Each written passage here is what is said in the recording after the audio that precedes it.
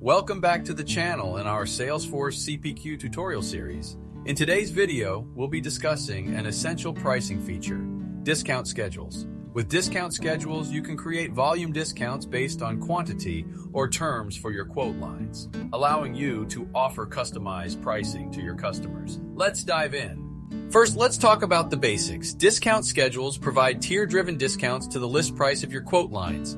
For example, let's say you sell monitors for $100 each. You can create a discount schedule with multiple tiers based on the number of monitors a customer buys. In this example, we have 3 tiers in our discount schedule. Tier 1 offers a 10% discount for 1 to 9 products. Tier 2 provides a 20% discount for 10 to 19 products. And Tier 3 grants a 30% discount for 20 or more products. To create a discount schedule, navigate to the Discount Schedules tab in Salesforce and click New. Give it a name. I like to name these records related to the product it applies to, so I'll name it Monitor Discount Schedule. Next, select the type. There are 2 types of discount schedules, range and slab.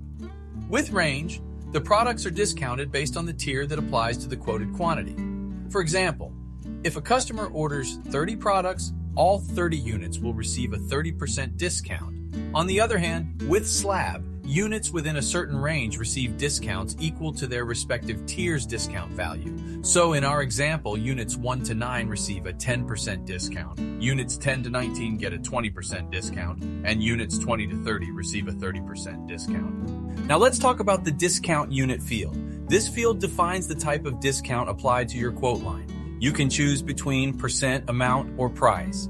Percent applies the discount as a percentage of your quote line's list price, while amount applies the discount as a fixed amount taken off the list price. Price, on the other hand, sets the specific price of the product. Let's ignore the rest of the fields for now and click Save.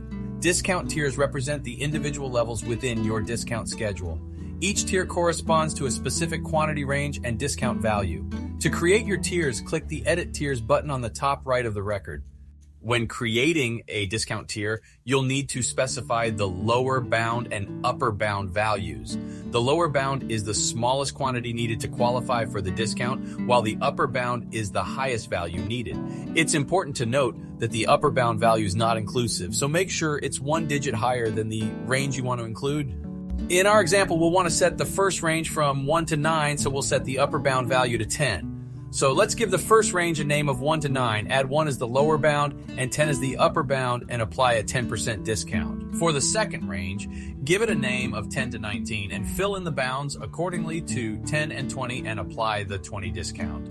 For the last range, name it 20 plus, put a 20 on the lower bound and leave the upper bound blank. Type in 30 for the discount and click Save. Back on the discount schedule record, you can select how this discount schedule is aggregated via the aggregation scope field. Your options are quote and group. The group would only apply the discount to the fields in a specific line, where the quote would look at every line of that product. Alternatively, you can use the cross products checkbox to look at every product with this discount schedule applied, as well as the cross orders checkbox to look at past orders.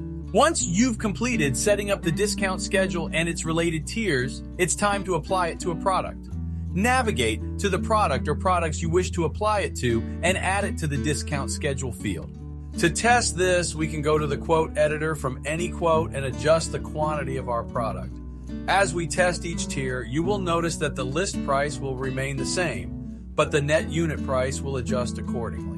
Discount schedules offer great flexibility when it comes to pricing your products based on quantity or terms. If you found this video helpful, please leave a like and consider subscribing. Thanks.